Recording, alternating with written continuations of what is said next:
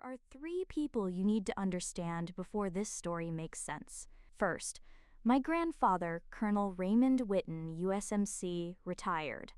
A man who wore his service like armor and believed the Marine Corps was the only institution that truly made men out of boys. Second, my brother Tyler, who inherited grandfather's name, his build, and the family's unwavering conviction that he would be the one to carry forward the military legacy. Third, me, Cherie Whitten, the granddaughter who joined the Marines at 18 and spent the next 26 years being invisible. The family narrative was written before I ever took the oath. Tyler was destined for greatness. I was destined for, well, no one quite knew what I was destined for, but it certainly wasn't anything that required dress blues. I should have known something was off when grandfather's invitation arrived on formal cardstock, hand-addressed in his distinctive script, family gathering, my 80th birthday. Attendance mandatory. The word mandatory was underlined twice. Grandfather didn't do casual celebrations. I was in my office at Camp Pendleton when it arrived, buried under a stack of operational reports that needed my signature before the deployment to Okinawa. My aide, Captain Morrison, had placed it carefully on top of the pile. He knew better than to hide personal mail, even when I had 3 hours of briefings ahead. "Your grandfather's birthday, ma'am?" he asked. 80 years old. He's threatened to live forever out of pure spite. Morrison smiled. He'd met grandfather once at a change of command ceremony 2 years ago. The old man had sized him up with a single glance and declared him, quote, adequate, if overpolished. Coming from grandfather, it was practically a compliment. "Will you need to adjust the training schedule?" "No, it's a weekend event. I'll fly back Friday night, return Sunday evening." "Understood, ma'am." I set the invitation aside and returned to the reports. Somewhere in the back of my mind, a small voice whispered that this gathering would be different. Grandfather was distributing heirlooms. The invitation mentioned it specifically. 26 years of service had taught me to trust my instincts. I ignored it anyway. The Whitten family operated on a specific hierarchy that had nothing to do with age or achievement and everything to do with perception. At the top, grandfather, the patriarch, whose 3 years in Korea and decorated service record formed the foundation of our family identity. Just below, my father, who'd spent 30 years as a defense contractor and wore his proximity to military culture like borrowed valor. Then Tyler, the golden grandson, who'd done 2 years in the National Guard before a knee injury ended his service and launched his current career in military consulting. And then there was me. I'd enlisted straight out of high school, ignoring my father's suggestion that I think about college first, and my mother's concern that the Marines was too rough for girls. Grandfather had said nothing, just nodded once when I told him, a gesture I'd interpreted as approval. I'd been wrong about that, as it turned out. The first decade of my career was a blur of deployments and schools. I earned my commission, attended officer candidate school, pushed myself through every qualification I could find. Iraq, Afghanistan, back to Iraq. I led platoons, then companies. Picked up major, then lieutenant colonel. The promotions came steadily, unremarkably. I was good at my job, good at staying alive, good at keeping my Marines alive. My family noticed none of it. At Christmas gatherings, Tyler would hold court about his consulting work, advising defense contractors on military procurement, making 6 figures by explaining military culture to people who'd never served. My father would beam with pride. "Tyler's doing real strategic work," he'd say, "shaping defense policy at the highest levels." I'd sit quietly in my civilian clothes, drinking wine and letting the conversation flow around me. When someone asked what I did, I'd say, "Still in the Marines, based in California." "Oh, that's nice," they'd reply, already losing interest. "Still enlisted?" "Officer, lieutenant colonel." Ah. A polite nod, then a pivot back to Tyler. "So you were saying about the Pentagon contract?" It happened so often it became ritual. I stopped correcting people. I stopped explaining. When my mother introduced me to her friends as my daughter, she's in the military, I'd smile and nod and let them assume I did something clerical or administrative. It was easier than watching them fail to be impressed. The progression to colonel happened on a Tuesday morning in March. I was 43 years old, had commanded a battalion for 2 years, and the promotion board had deemed me suitable for advancement. The ceremony was small, just my command staff, a handful of fellow officers, and the base commander who pinned on my eagles. No family, I hadn't invited them. By that point, I'd stopped trying to make them understand. My mother called that evening. "How was your day, honey?" "Good, busy." "Well, don't work too hard. You know how you get when you're stressed." I looked at the colonel's eagles sitting on my desk, still in their presentation case. "I'll try." Tyler called an hour later. "Hey sis, Dad mentioned you're up for some kind of promotion?" "Already happened, this morning." "Oh, congratulations. What is it, like captain or something?" "Colonel." A pause. "Wait, seriously? That's pretty high up, right?" "It's respectable." "Huh, well good for you.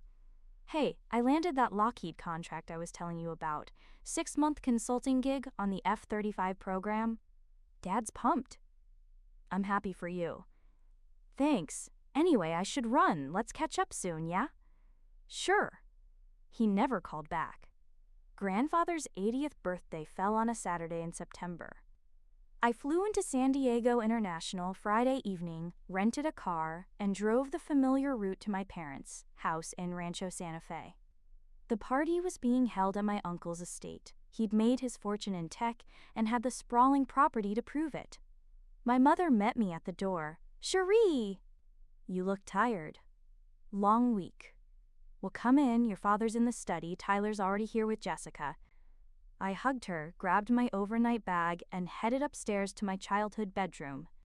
It had been preserved like a museum exhibit. High school pennants still on the walls, yearbooks on the shelf, a twin bed with the same quilt from 20 years ago.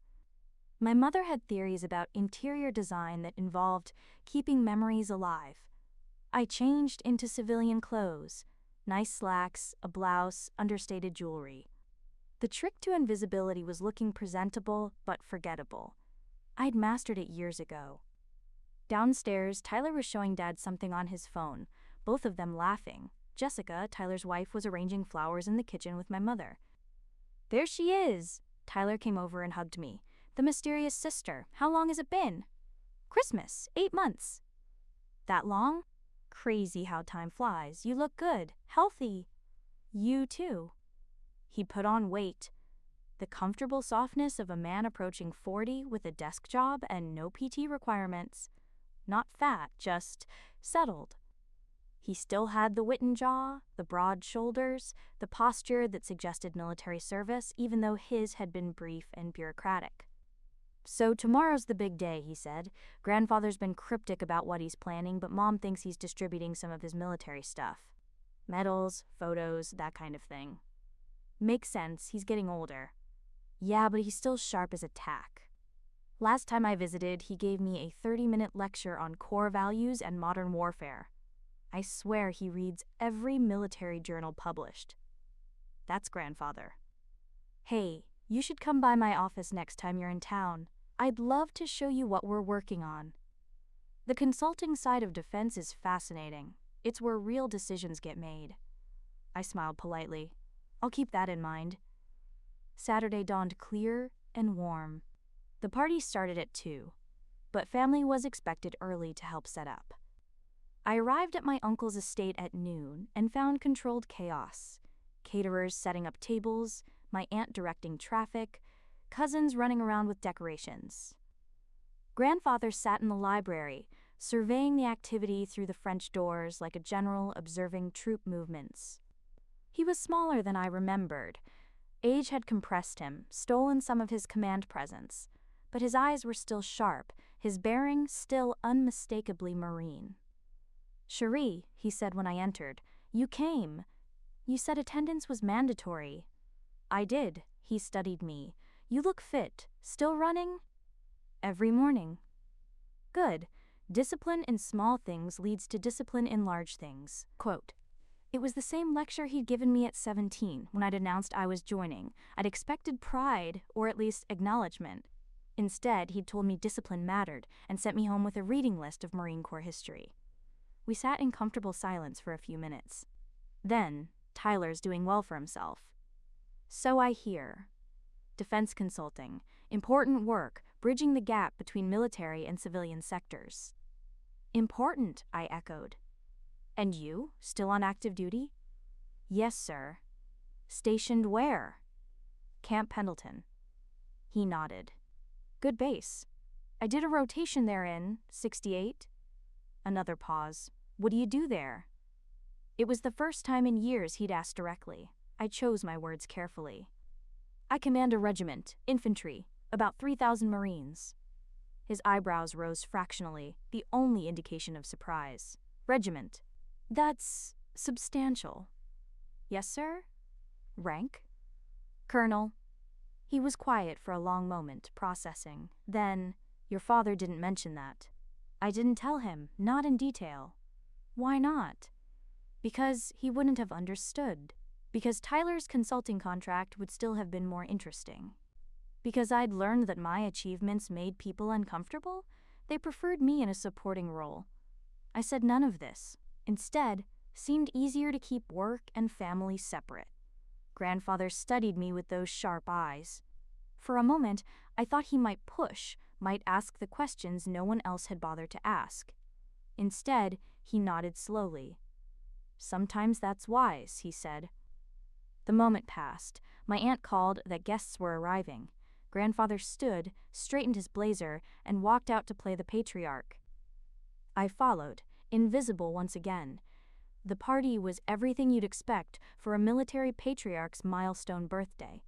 Lots of old Marines, lots of war stories, lots of back-in-my-day proclamations. I circulated quietly, made small talk, and avoided the center of attention. Tyler naturally found the center and stayed there. He'd worn a tie with tiny American flags on it, a subtle signal of his military-adjacent status. He was deep in conversation with a cluster of grandfather's old Corps buddies, explaining modern defense procurement with the confidence of someone who'd never actually had to requisition equipment under fire. I was standing near the bar nursing a club soda when someone approached. Older man, late 60s, impeccably dressed. Something about his bearing read senior officer. You're Raymond's granddaughter, he said, not a question. Yes, sir, Cherie. James Hart, I served with your grandfather in the '70s. He extended his hand. I shook it. Firm grip, evaluating. Pleasure to meet you, General. His eyes sharpened. How'd you know? Bearing, posture. The way everyone in this room subtly defers to you. He laughed, observant. Your grandfather mentioned he had family in the service. That you? Yes, sir. What do you do? Here it was, the familiar question, the familiar dance.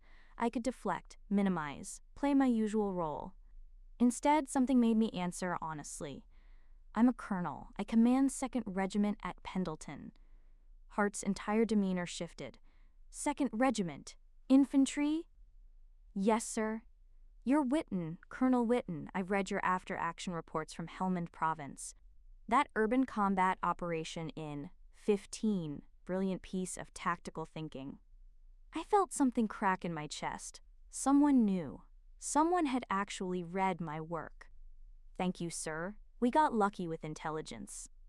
Luck had nothing to do with it. That was first-rate command under pressure. He studied me. Why haven't I met you before? I've been friends with Raymond for 40 years. I keep a low profile. Clearly, he glanced across the room at Tyler. That your brother holding court? Yes, sir. He mentioned he was in the Guard. 2 years. Medical discharge? Knee injury. Hart's expression said everything he was too polite to voice.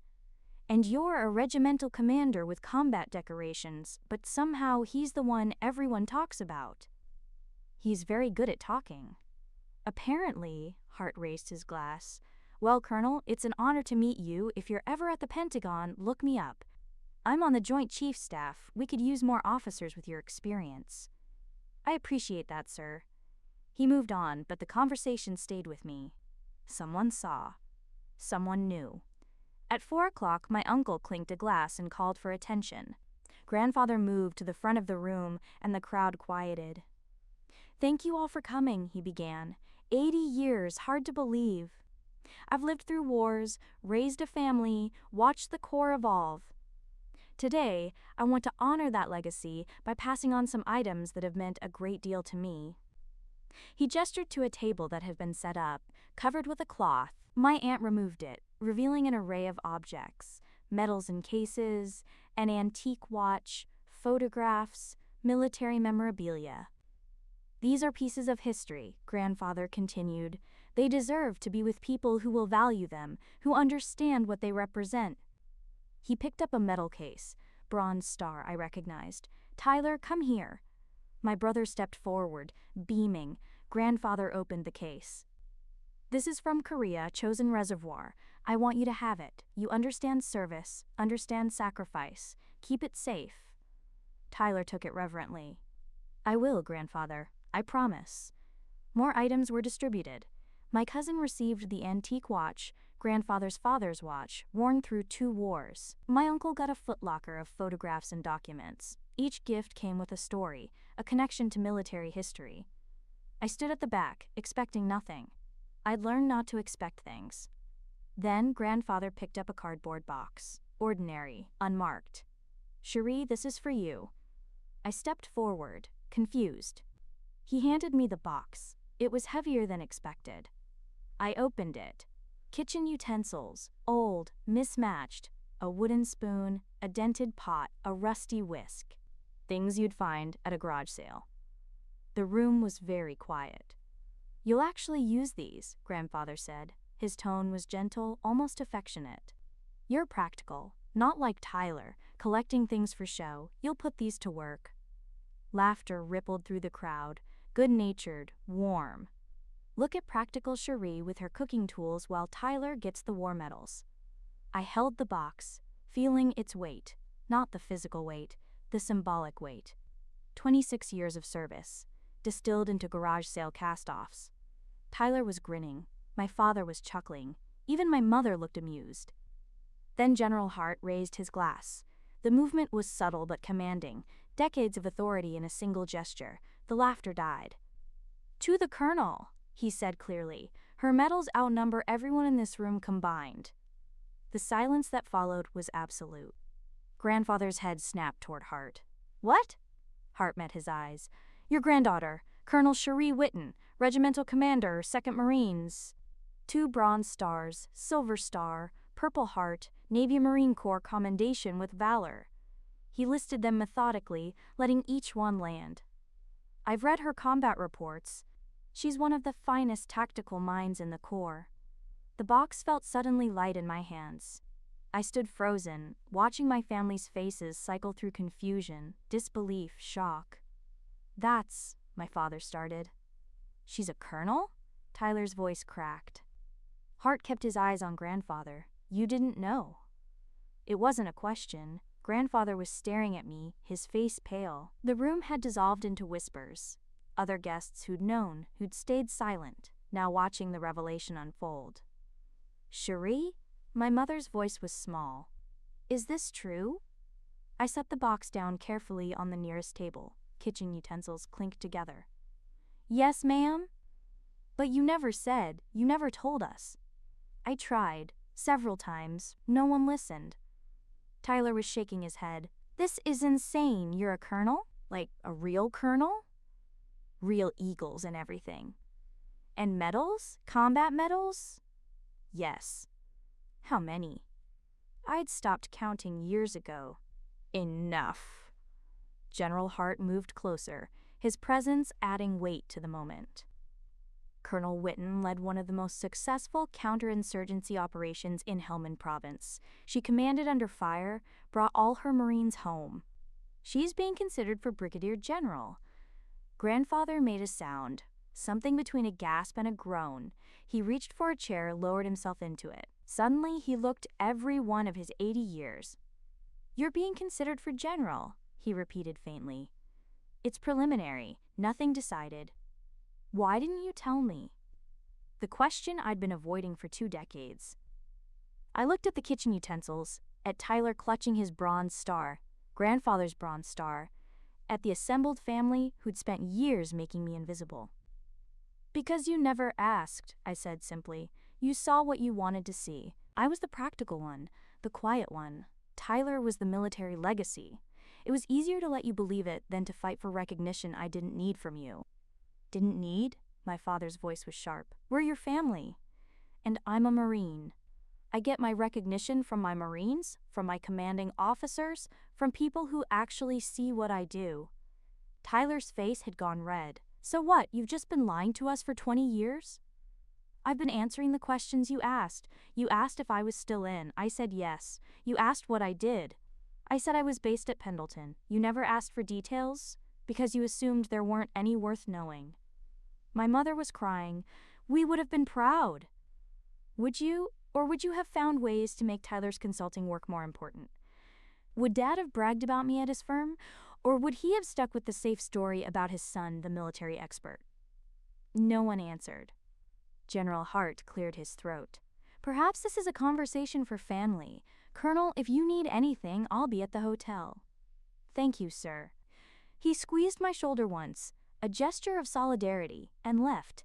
Other guests were beginning to disperse, sensing the party was over. Grandfather hadn't moved. He was staring at the box of kitchen utensils like it had personally betrayed him. I'm sorry, he said finally. Cherie, I'm so sorry. For what? For assuming? For never asking? For giving your medals to Tyler while handing me cooking tools? All of it, his voice broke. I spent 40 years in the Marines. I thought I knew what service looked like. I thought I could see it in people. And I missed it in my own granddaughter. You didn't miss it? You didn't look. He flinched. That's fair. Tyler set the metal case down. I don't understand. How could you command a regiment and we didn't know? Because you were too busy talking about your consulting contracts to notice. Because every family gathering turned into the Tyler show. Because I learned that staying invisible was easier than constantly fighting for acknowledgement. But medals, combat, how do you hide that? You don't hide it. People just don't see what they don't expect to see. My father had aged 10 years and 10 minutes. What kind of parents are we? The kind who love their children, I said, softer now. Just unequally. The party ended early. Guests trickled out, offering awkward congratulations and confused sympathies. I helped my aunt clean up, grateful for something to do with my hands. Grandfather found me in the kitchen, washing champagne flutes. That's probably beneath a colonel's dignity, he said quietly. Rank doesn't exempt you from cleanup duty. He picked up a dish towel, started drying. We worked in silence for a few minutes. I was a colonel once, he said, eventually. For 3 years before I retired. It was the proudest achievement of my life. I know. And I handed my medals to a boy who did 2 years in the Guard while giving you kitchen tools. You didn't know. I should have known. I should have asked. I should have seen you. He set down a glass carefully. Tell me about the Silver Star. So I did. I told him about Helmand Province, about the ambush, about the decision to push forward instead of falling back. I told him about bringing my Marines through a kill zone, about the hours of close combat, about the 18 soldiers I'd kept alive through the longest night of my life. He listened without interrupting, tears streaming down his weathered face. When I finished, he said, That's more courage than I ever showed in 3 wars. That's not true. It is, and I'm ashamed I didn't know it. Grandfather? No, let me finish. He turned to face me fully. I'm 80 years old. I don't have many years left. And I need you to know that you are everything first dreamed a Marine could be. You are the legacy I was trying to build. Not Tyler, not your father. You. Something in my chest cracked open. 26 years of being invisible, of being overlooked, of being the practical one. It all rushed out in a single breath. Thank you, I whispered. I'm sorry I made you wait so long to hear it. We stood there in my uncle's kitchen, an 80-year-old colonel and his 44-year-old granddaughter, both wearing the invisible weight of Marine Corps service. Keep the kitchen tools, he said after a while, but next week I want you to come to the house. I have something else for you. Quote, What? My medals. The real ones. The ones I actually earned, not the display pieces. You're the only one who'll understand what they mean. Grandfather, I can't take. You can, and you will. That's an order, Colonel. I smiled through tears. Yes, sir. I left the party late, driving back to my parents' house in darkness. Tyler was waiting on the porch. Hey, he said as I got out of the car. Hey, can we talk? I sat down next to him. The night was cool, stars visible despite the light pollution. I'm sorry, he said, for everything. For talking over you, for assuming, for being a dick, basically. You weren't trying to be. Does that matter? He laughed bitterly. I spent years bragging about my military expertise to my sister who actually commands troops. God, I'm an idiot. You're not an idiot. I'm something. He looked at me. Why didn't you ever correct me, ever tell me to shut up? Would you have listened? He thought about that. Probably not. There's your answer. We sat in silence. Then, are you really being considered for general? It's preliminary, nothing decided. But it's possible. Yes. Jesus. General Witten, Cherie, that's incredible. Thanks. I mean it. I know I've been a shitty brother, but I am proud of you, even if I didn't know what I was supposed to be proud of. I know. Can we start over? Can I actually learn about what you do, ask real questions, be less of a self-absorbed ass? I smiled. We can try. Good. He stood, stretched. For what it's worth, you were always the one grandfather should have been proud of. I just wish I'd seen it sooner. Me too. 3 weeks later, I visited grandfather's house. He gave me a footlocker, battered, scarred, covered in stickers from a dozen duty stations. Inside, his medals, his ribbons, his service records, everything that mattered from a life in the Corps.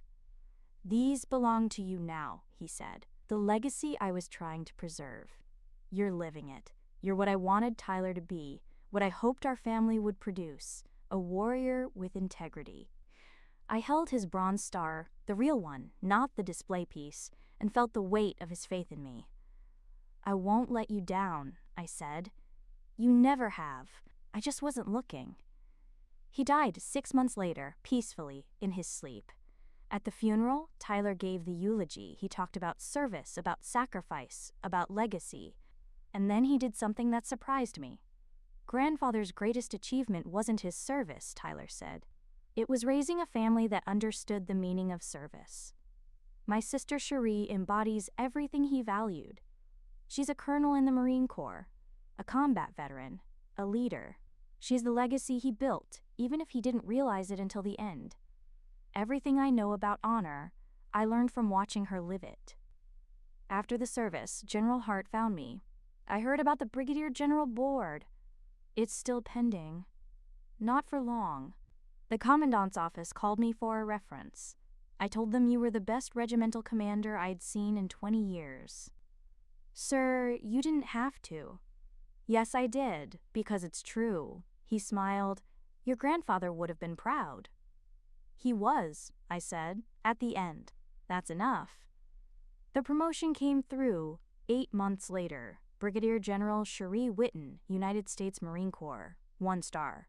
The ceremony was at Pendleton, full dress blues, 300 Marines in formation.